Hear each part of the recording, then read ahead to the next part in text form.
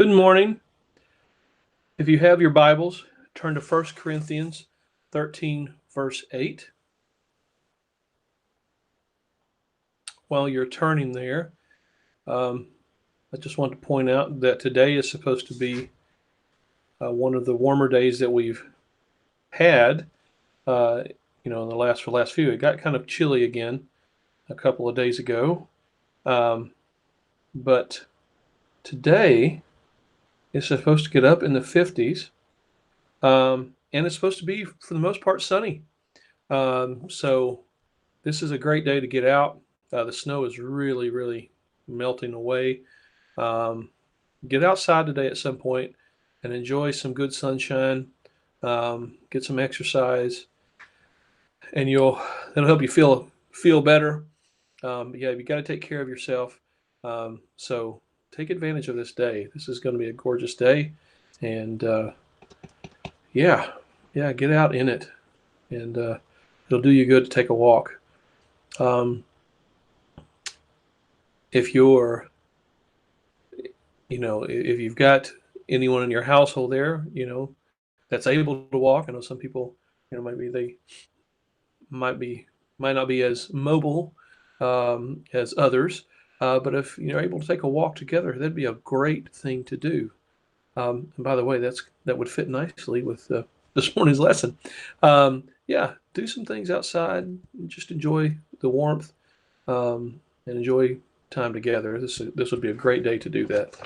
In fact, I think it's going to be one of the warmer days this week. I mean, we have a couple other days where it's going to get up around 50, but today will be the warmest day of this week. So, and when you combine that with sunshine, yeah, take advantage of that. So, 1 Corinthians 13:8 says, "Charity never faileth. But whether there be prophecies, they shall fail. Whether there be tongues, they shall cease. Whether there be knowledge, it shall vanish away. But charity, another word for love, never fails." Now, you're not going to understand how that verse fits at all, probably, with my title. But you know me, I like to have fun with my titles. So today's title is Play with Your Alien. Play with your alien. Lord, we love you this morning. We ask you right now to touch us, open our hearts and minds to this word. Let us receive it. Let us be made better by it, and let us draw nearer to you and to each other. In Jesus' name, amen. Now, 1 Corinthians 13:8 is a very popular verse. People love that verse because it says something that's a truism that a lot of people, that we believe, that we embrace, that makes us better. It's a verse that can be used to make us better people, right? Because it champions faith. It champions love. It celebrates love. It promotes it and talks about how it's a force for good. And we want to be loving people, and we want other people to be loving people. And love is good. Love is, the thing that helps people get along with each other and cherish and care about each other and take care of each other. So love is important. And this verse says that it never fails.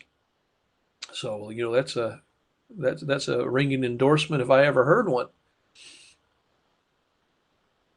Yet, even though love, according to this verse, never fails, it's unavoidably true. You can't get away from this sad commentary on love, and that is, while it might not fail, people often fail at loving.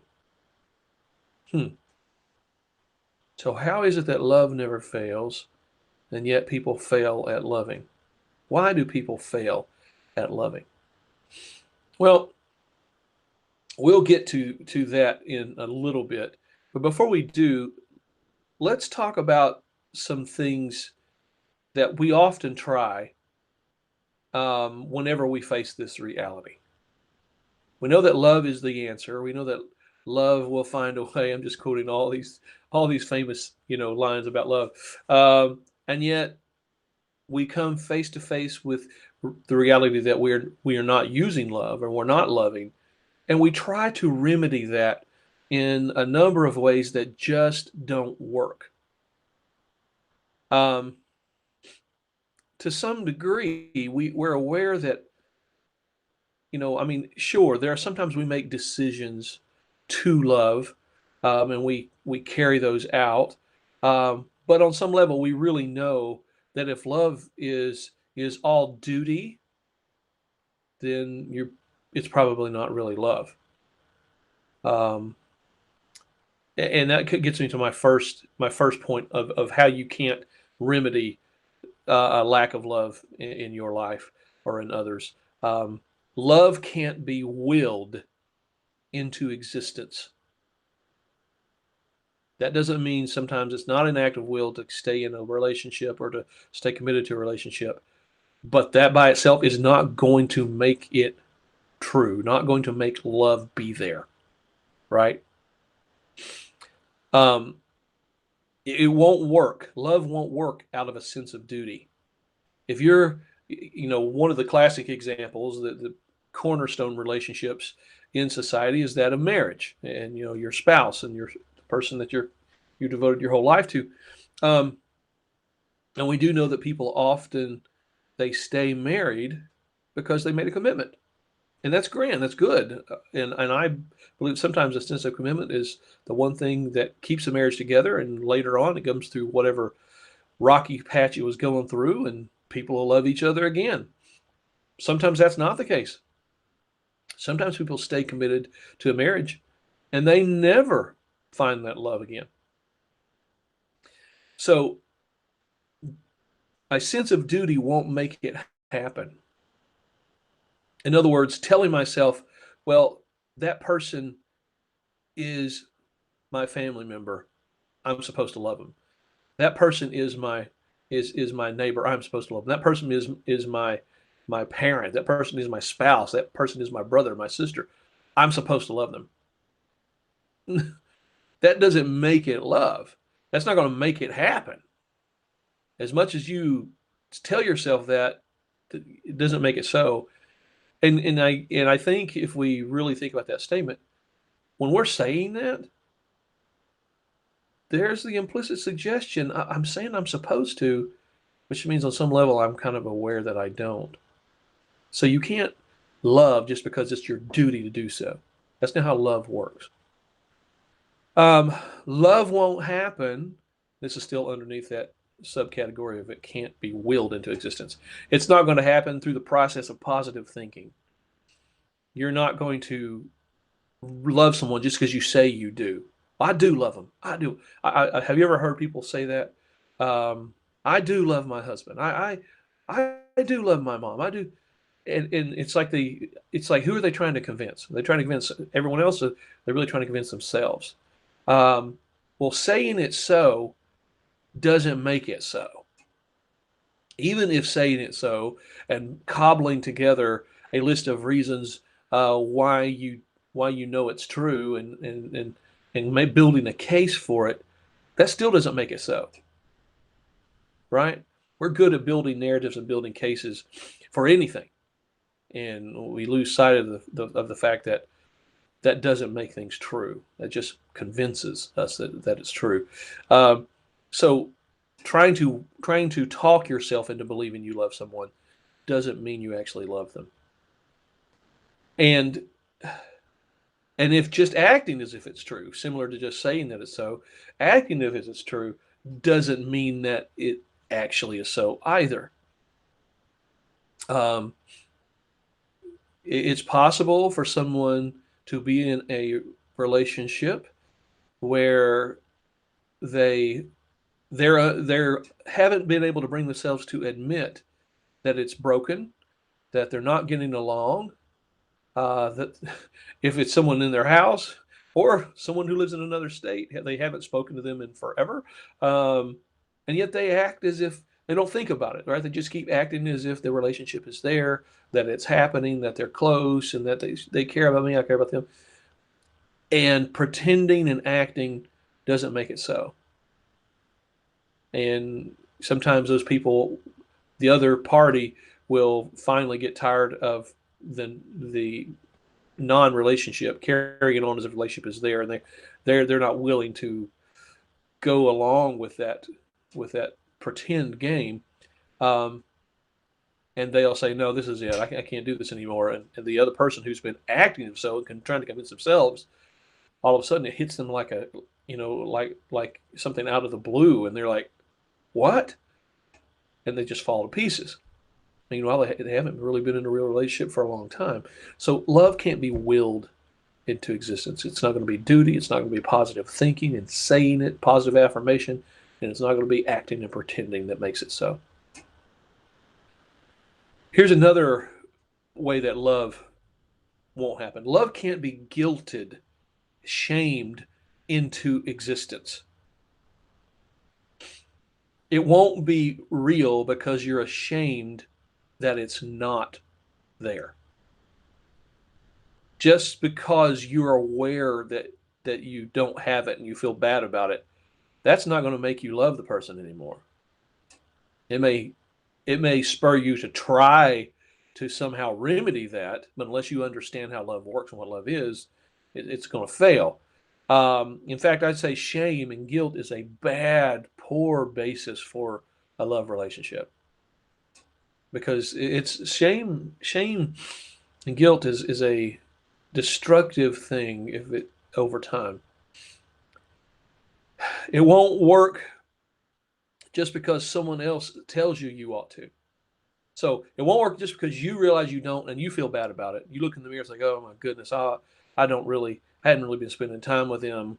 I get so mad at them. I can't have a conversation with them. I haven't talked to them in days." Well, that doesn't mean you actually can love them because you're ashamed of it. In fact, that could have the opposite effect. It might make it hard to come around them and make it hard to make you give you knots in your stomach when you think about actually trying to talk to them about the relationship, and you start avoiding them more and more and more. Well, just like you can't talk yourself, you can't be talked into it because you've been shamed or guilted into it. And that means that's true if a preacher does it. And preachers often have done that. I've done it in the past, right? Where we preach sermons that stress that we don't care enough about our neighbors, about the world, or about people in our town because we're not reaching out like the way we ought to, and we don't love sinners the way we ought to. We don't love people who aren't like us or don't believe us. We don't love our neighbors and our loved ones that aren't coming to church. And those really hard sermons that make us, bury our face in the carpet and cry and weep and mourn, and and plead for God to somehow help us love people more. Well, there's no magic bullet there, guys. No magical remedy. Um, and what we've seen in churches, and I've preached about this in the past, so I'm not going to belabor this point too much.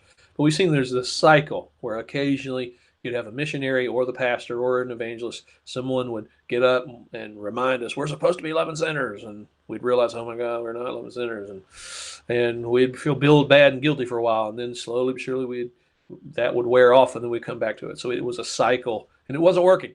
It just wasn't working. That's because that's not how love works. Love doesn't work on the basis of shame. Shame is just a self-inflicted wound, or I guess in this case, it could be inflicted by others, but usually we're participating in that process. Um, you're not going to be guilted or shamed into loving the person that you're supposed to be loved by that person. In other words, if that person is telling you you're supposed to love me, I'm your brother, you're supposed to love me, I'm your wife, I'm your husband. That doesn't work either. How affectionate do you feel by a person who is wagging their finger and shaming you? Do you feel like, oh man, now that you've said it, come and give me a hug? I don't think so. um, no, you're not going to be shamed into loving the person by that person.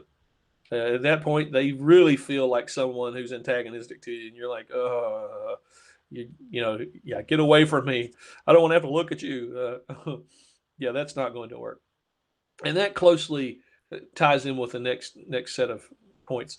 Love can't be manipulated into existence. You can't be conned into loving someone. That doesn't mean. Sorry, guys, I've had a problem with a dry throat, so I had to keep a drink close by today. Um, that doesn't mean that people haven't been conned into falling in love with people.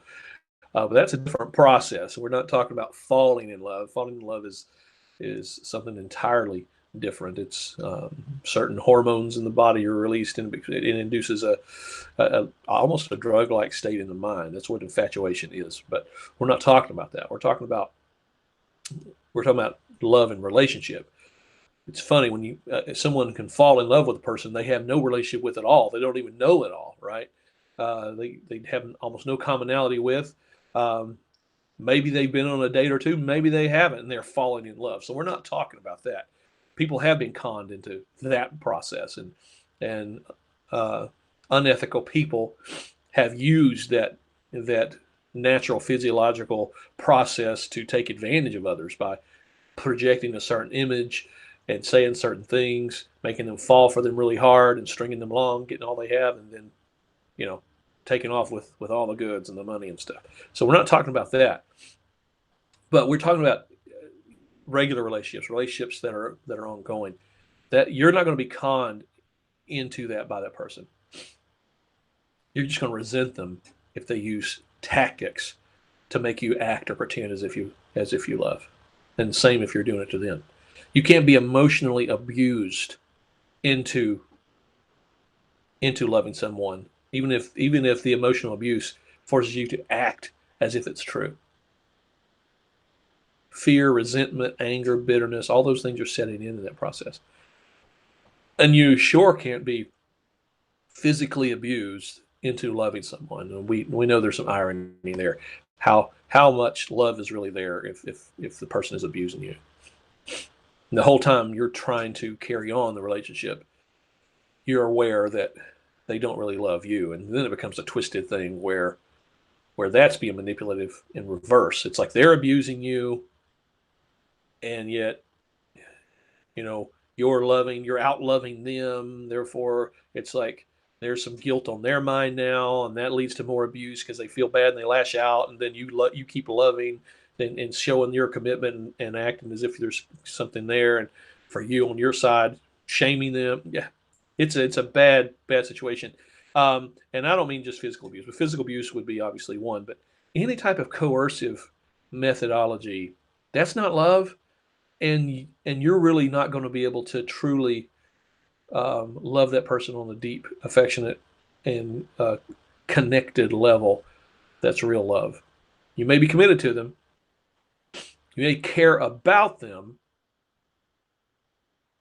but that doesn't mean you actually are in a loving relationship with them. That's an important distinction.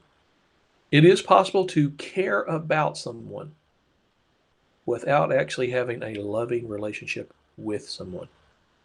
Notice one caring about, notice there's still some distance there.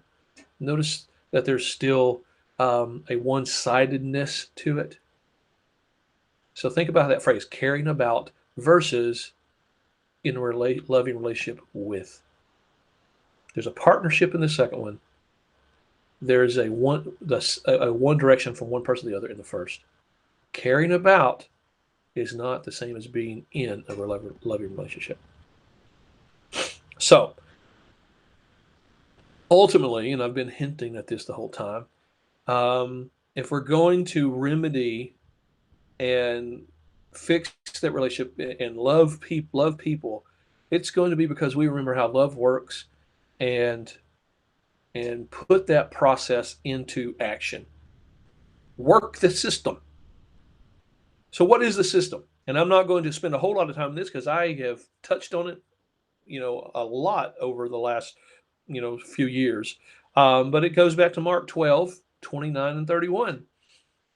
Jesus answered him, the first of all the commandments is, Hear, O Israel, the Lord our God is one Lord, and thou shalt love the Lord thy God with all thy heart, with all thy soul, with all thy mind, and with all thy strength. This is the first commandment. And the second is like, namely this, thou shalt love thy neighbor, and you know where I'm going, as thyself. There is none other commandment greater than these.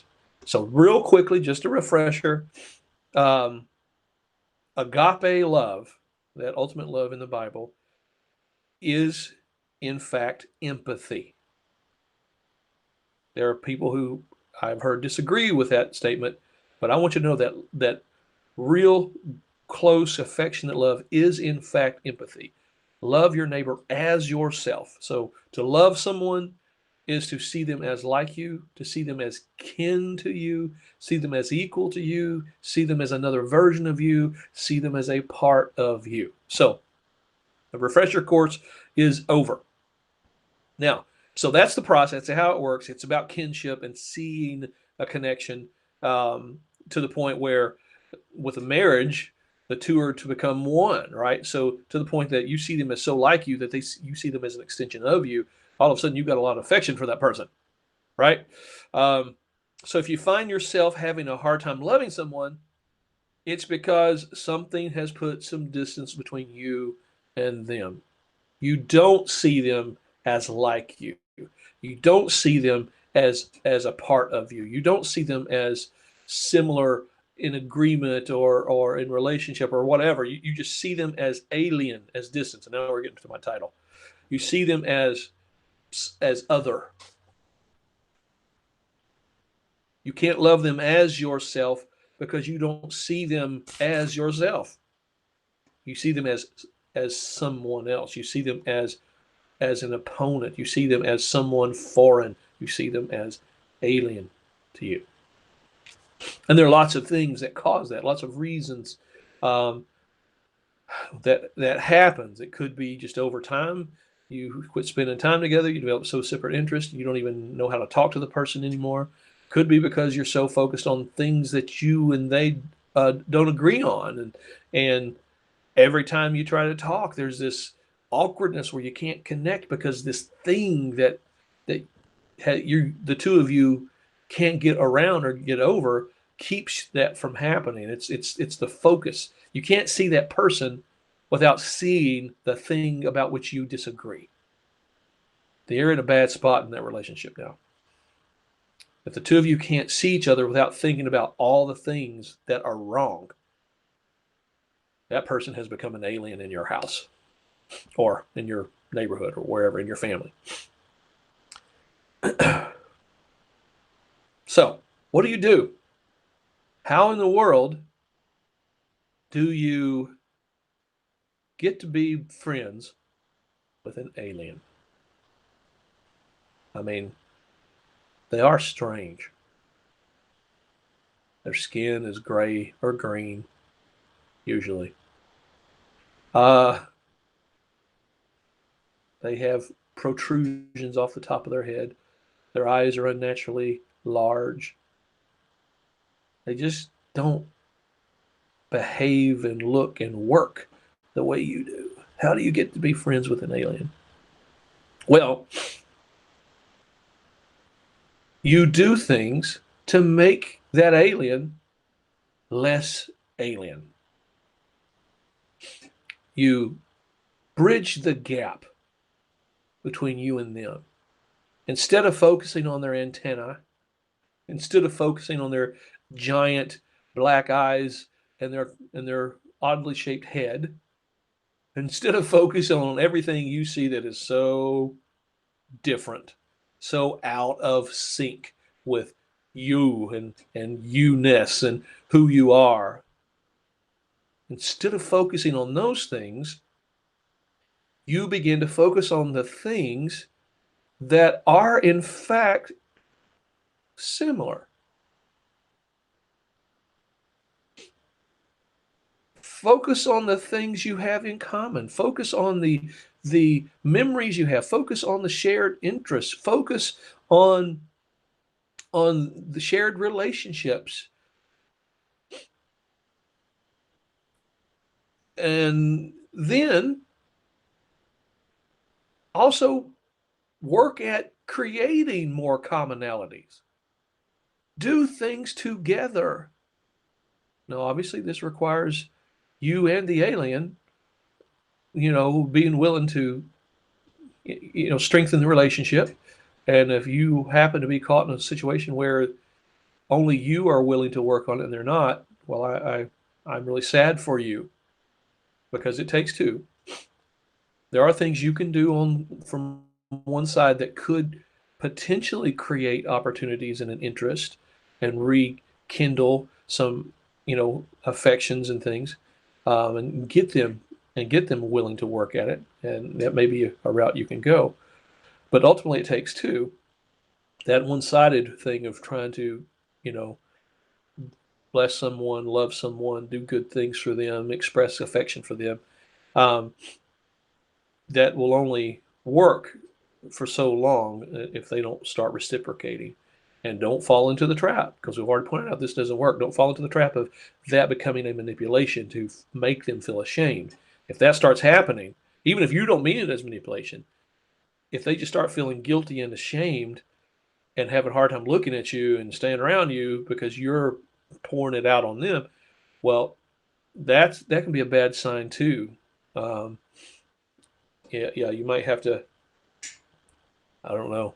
I, you might can have a conversation and they could be open and receptive about it, but maybe they can't, and you're in a bad. That's another bad way it works out if only one person is really committed to the relationship. But if two people really are committed to the relationship, not only can you start focusing on the things you have in common, shared memories, things, times you laugh together, but you can start doing things to create more shared experiences and shared memories and shared interests. You can schedule time together. You can look for opportunities and find ways to do things that they enjoy and that you enjoy.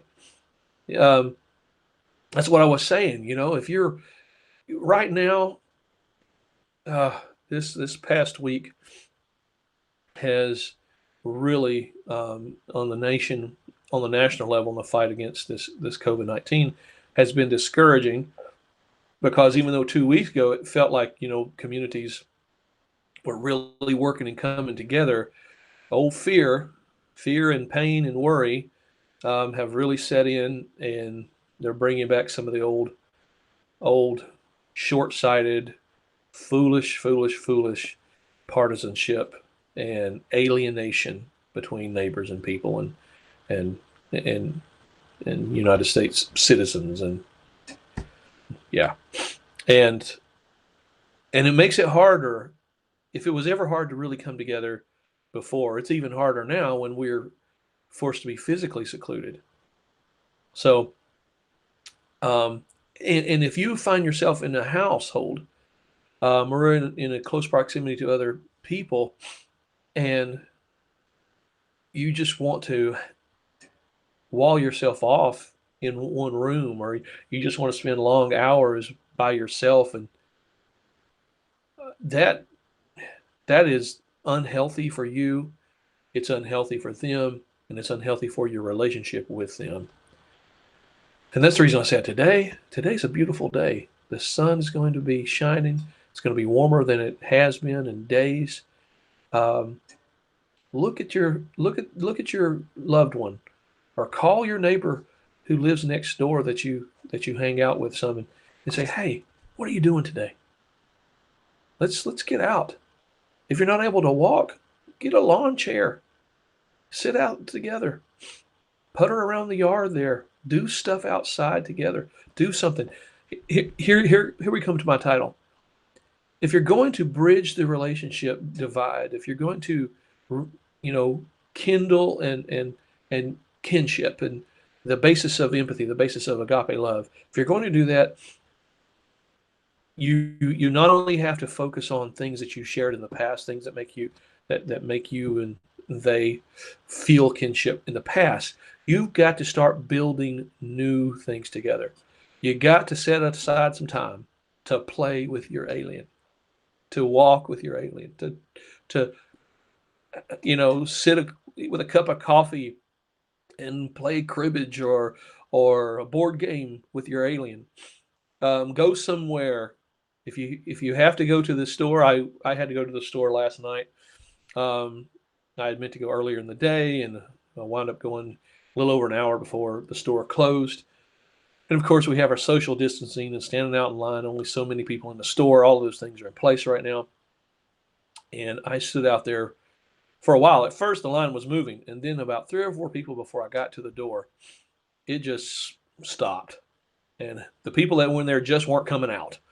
Um, and there were couples ahead of me.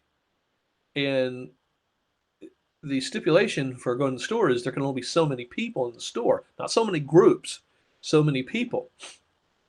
And so when a couple was standing there waiting to go in, and one person came out, well, only one of that couple got to go in, and the other person had to wait for another person to come out. So you might find yourself in that situation if you decide to go to the store with your family member. But you can find each other. You know, we live in an age of cell phones and connectivity, and no place around the county is so big that you can't find each other inside, especially if you say, hey, if we get separated, I'm going to be here, right? But do something together. Set aside some time to start spending with the alien. And the more you play with your alien, the more you talk with your alien and walk with your alien, they're going to look less and less alien to you. You know, you're going to stop noticing the antenna. You're going to start to see the joy and affection and emotion in those large luminescent eyes instead of noticing how large and luminescent the eyes are. So take some time. If you have relationships that need to be rekindled, you've got extra time to do those sorts of things now, you know. This is a great opportunity. If the loved one or the friend or whoever doesn't live close by, if they're another place, hey, you got technologies like this. This technology that I'm using to record this, I could invite other people on here. Don't have to record it, by the way. This technology is about, you know, being able to see and talk to people. So we could have a screen with everybody's faces on here and just have a conversation. Yeah. So call somebody, you know, Skype somebody, Zoom somebody. In this case, I'm using Google Hangouts or Google Meet. Take advantage if the person doesn't live nearby and spend some time. Share some things back and forth. Take advantage of these opportunities of this time to rebuild bridges by doing things together. You're not going to build a bridge by shaming them and say, hey, why haven't you called me? You're not going to build a bridge by being ashamed of yourself. Oh, I'm so sorry I didn't call you. Then the conversation becomes what's wrong, right? Yeah, I missed you. Why hadn't you been talking to me? That's not going to usually work out. Oh, I just got busy. You know, I'm just so much going on here. You know, our life got in the way, and the person you two, the phone call ends, or you walk back to your homes with the realization, yeah, we just really have separate lives, don't we? No, build new things. Talk about other things, and not things that tend to divide. Right? Don't go down the road of who you think's right and who you think's wrong in Washington D.C. Don't no, there's not going to build commonality there. A lot of times our relationships are failed to be rekindled is because we focus on the things that are divisive. Wow, we focus on divisive things and we can't seem to get along. Imagine that. You got to focus on something else. Focus on doing things, on sharing things, on laughing, on beautiful things. Do that together if you want your relationships to be positive and good. You got to. That's the reason I use the verb play with your alien. The reason you're their alien is either because you haven't talked or spoken at all, or because you argue with your alien, right? Or you fight with your alien. You see, the person is alien, and you're focused on the things that divide. So take some time to build those bridges, and you'll find love again. Love will happen. The more they are connected, you see them as connected to you, and they see you as connected to them. Love happens. You form a bond, a relationship. And then, not only will you quit failing at love, but you get to experience that wonderful reality that love never fails. I love you today. I hope that you're going to have a wonderful day. And I think that I'm using a separate computer, guys. I apologize. Um, I normally use another laptop, and today I used my own. And evidently, if I don't touch the screen or anything, after a while it goes into sleep mode. So all of a sudden, I hope you can still see me, because all of a sudden I couldn't see this at all. This broadcast, all I could see was my screensaver going across the laptop. So that's why I stopped. But anyway, I hope this day finds you happy, healthy. Um, Take some time today to enjoy each other's company, to do things together just because just because you have that opportunity now. And those are the things that make life beautiful. It's those relationships, it's those times together that make life worth living. Have a wonderful day. I love you. I can't wait till I can actually see you again. Until then, be blessed.